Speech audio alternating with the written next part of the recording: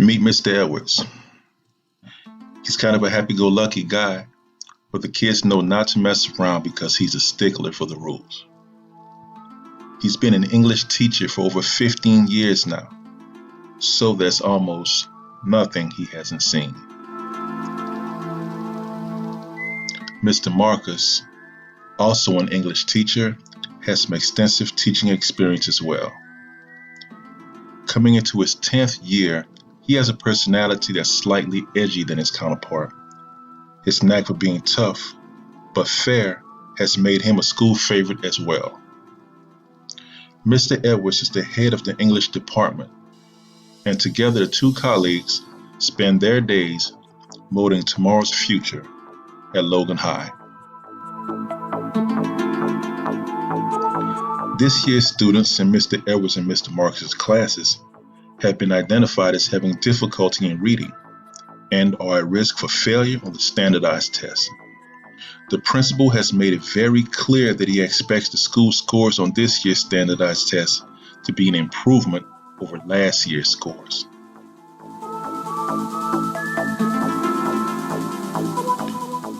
The day before testing is scheduled to begin, the principal has a meeting with both of his English teachers. It is at this meeting he tells them to do whatever is necessary to ensure positive test results.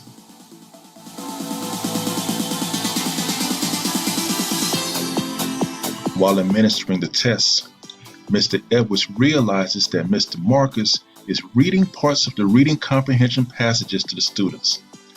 This violates the validity of the test and could result in a false learning profile of his students. The Texas Educator Code of Ethics Standard 1.1 says that educators shall not intentionally, knowingly, or recklessly engage in deceptive practices regarding official policies of the school district, educational institution, educator preparation program, the Texas Education Agency, or the State Board for Educators Certification and its certification process.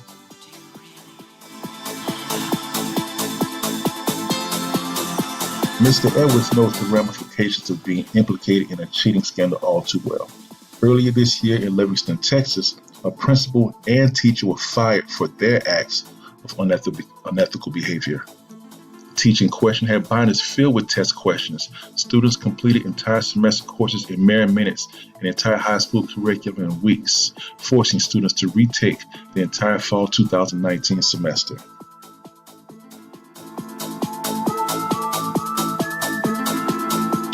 Mr. Edwards shares this knowledge with Mr. Marcus, who responds by saying that he is simply doing what the principal instructed him to do.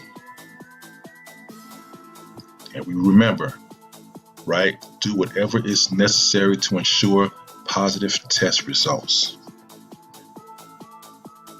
And it's those same test results that some teachers do not like, and they are being very vocal about it.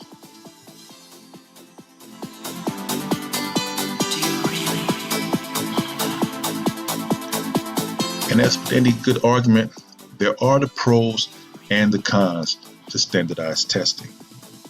But we all can agree, no matter what side we fall on, there should be absolutely no room for cheating.